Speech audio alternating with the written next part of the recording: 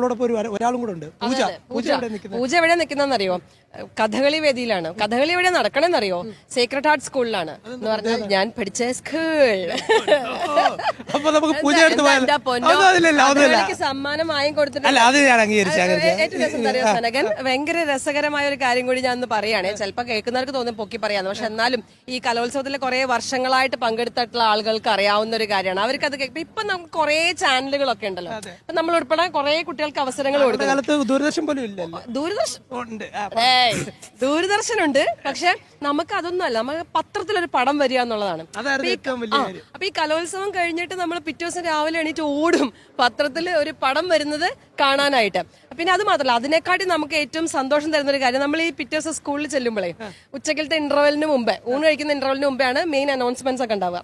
അപ്പൊ എങ്ങനെ അനൗൺസ് ചെയ്യും? We are happy to announce that Dhanyayam has secured first prize in Kathakali, first prize in Mohiniyattam എന്നൊക്കെ ഉണ്ട്. പൂജയുടെ അടുത്ത് പോവാം. പൂജ, എന്താണ് കഥകളിയുടെ അവിടുത്തെ വിശേഷങ്ങൾ? ഇപ്പൊ ഇട്ട് തുടങ്ങിയാലേ ഇത് അവസാനിക്കുള്ളൂ. എത്ര സമയം എടുക്കും അല്ലേ? സമയം.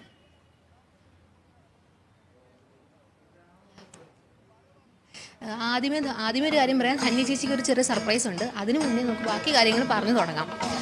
കഥകളി ഒരു ക്ഷേത്രകലയാണ്, കേരളത്തിന് തനത് കലയാണ്. അപ്പോൾ അത് കലോത്സവ വേദികളിലേക്ക് എത്തുമ്പോഴും അതിന് അതിൻ്റെതായ ചിട്ടവട്ടങ്ങളും ക്രമീകരണങ്ങളും എല്ലാം പാലിച്ചുകൊണ്ട് മാത്രമേ നമുക്ക് കഥകളി വേദിയിലേക്ക് എത്തിക്കാൻ കഴിയൂ. അതായത് ചായം തേക്കൽ മുതൽ കിരീടം വെച്ച് അരങ്ങത്തേക്ക് കയറുന്നത് വരെയുള്ള ഓരോ പ്രക്രിയയും അതിപ്രധാനമാണ്. 9:30ക്കാണ് ഈ കുട്ടികൾക്ക് കഥകളി മത്സരം ആരംഭിക്കുന്നത്. ആദ്യത്തെ ക്ലസ്റ്ററിലുള്ള കുട്ടികളാണ് ഇവർ. അപ്പോൾ ഇവർ വെളുപ്പിന് 5 മണിക്കേ വന്ന് ചായം തേച്ച് അതിൻ്റെ കാര്യങ്ങളും എല്ലാ ചിട്ടവട്ടങ്ങളുമായിട്ട് പോവുകയാണ്. അപ്പോൾ ധന്യ ചേച്ചിക്ക് ഉള്ള സർപ്രൈസ് എന്ന് ഞാൻ പറഞ്ഞത്, ധന്യ ചേച്ചിയുടെ ആശാൻ, ധന്യ ചേച്ചി കഥകളി ആർട്ടിസ്റ്റ് ആണെന്ന് കുറച്ച് പേർക്കെങ്കിലും അറിയായിരിക്കും. അപ്പോൾ ധന്യ ചേച്ചിയുടെ ആശാൻ നമ്മോട് പോകുന്നുണ്ട്. അപ്പോൾ ആശാനോടും കൂടി കാര്യങ്ങൾ ചോദിക്കാം.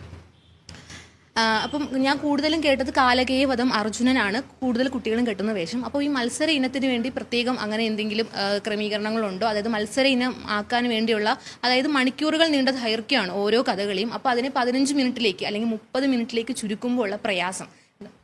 അല്ല, ഇതിൽ കാലകേയവധം മാത്രമല്ല, രാവണോത്ഭവം, നരകാസുരവധം, രുക്മിണി സ്വയംവരം പോലുള്ള കഥകളൊക്കെ കലോത്സവ വേദിയിൽ നമ്മൾ സുലഭമായി കാണാറുണ്ട് പലപ്പോഴായിട്ട്. ഇപ്പം ഇന്നും ഈ കഥകളൊക്കെ കുട്ടികൾ അവതരിപ്പിക്കുന്നുണ്ടായിരിക്കും. ഇത് വെച്ചാൽ കുട്ടികൾക്ക് അവതരിപ്പിക്കാൻ ഒരു പാകതയിലുള്ള ഒരു പദം ഉണ്ട്. അതിൽ 15 മിനിറ്റ് ദൈർഘ്യം വരുന്ന പദം. അത് സമ്പ്രദായത്തിൽ, പ്രത്യേകിച്ച് കഥകളുടെ ചിട്ടവട്ടങ്ങളോട് കൂടി തന്നെയാണ് കുട്ടികൾ അവതരിപ്പിച്ചു കൊണ്ടുള്ളത് ഈ വർഷം വരെ. ഈ വർഷം അതിന് വ്യത്യാസമൊന്നും വരില്ല എന്ന് ഉറപ്പാണ്. പിന്നെ അതിന് എന്താണ് അവതരണ രീതിയിൽ, അതായത് അതിൻ്റെ താളഘടനയിലും അതിൻ്റെ അവതരണ സമ്പ്രദായത്തിലും ചിട്ടവട്ടങ്ങളിലും അഭിനയ സങ്കേതങ്ങളിലും കലോത്സവ വേദിയിൽ വരുന്ന കുട്ടികൾ 100% തയ്യാറെടുപ്പ് നടത്തിയിട്ടാണ് ഓരോ വർഷവും വന്നിട്ടുള്ളത്. ഇവിടെ നമുക്ക് കാണാൻ കഴിയും കിരീടം, ബാക്കി കാര്യങ്ങളെല്ലാം, ആടയാഭരണങ്ങളെല്ലാം കാണാൻ കഴിയും. അപ്പോൾ ആശാൻ ഇതൊക്കെ എന്തൊക്കെയാണെന്ന് ജസ്റ്റ് ഒന്ന് വിവരിച്ചു തരാൻ പറ്റും?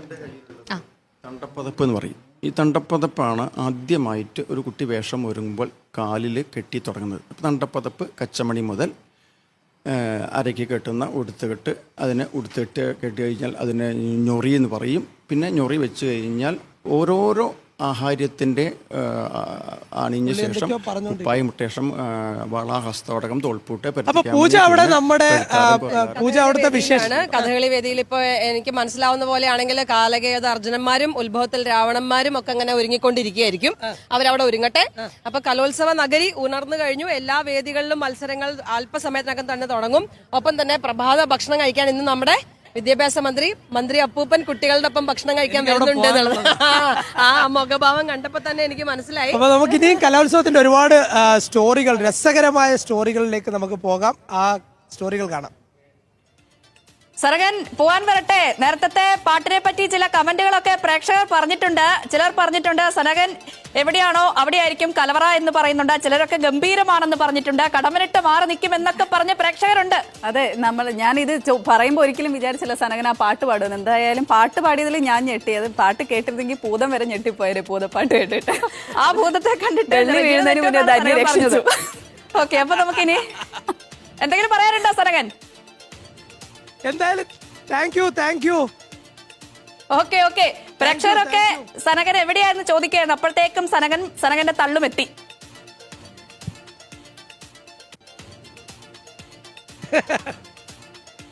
ഇവിടെ Okay. ഉണ്ട്